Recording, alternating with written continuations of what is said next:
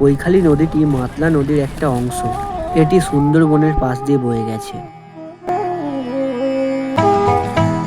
নদীটি মাছ ও নৌকা বিহারের জন্য খুব পরিচিত। এক সময় এটি ছিল একটি গুরুত্বপূর্ণ বাণিজ্য পথ। সুন্দরবনের কাঠ এবং মধু এই নদী দিয়েই শহরে যেত। দ্বিতীয় বিশ্বযুদ্ধের সময় এই নদীটি মিত্রশক্তি নৌ চলাচলের জন্য ব্যবহৃত হয়েছিল। এই নদীটি সুন্দরবনের একেবারে কোল ঘেঁষে বয়ে গেছে, তাই এখানে প্রায় বাঘ দেখা যায়। স্থানীয়দের মতে নদীতে নাকি কুমিরও আছে। মাতলা নদী সুন্দরবনের জীবনরেখা। মাতলা নদীতে প্রচুর মাছ পাওয়া যায়, যা স্থানীয় জেলেদের জীবিকা নির্বাহের প্রধান উৎস। মাতলা মন্দিরটি কবে স্থাপিত হয়েছিল তা জানা যায়নি, তবে মনে করা হয় এটি কয়েকশো বছরের পুরনো। এখানে টেরাকোটার কাজ ও কারুকার্য দেখা যায়।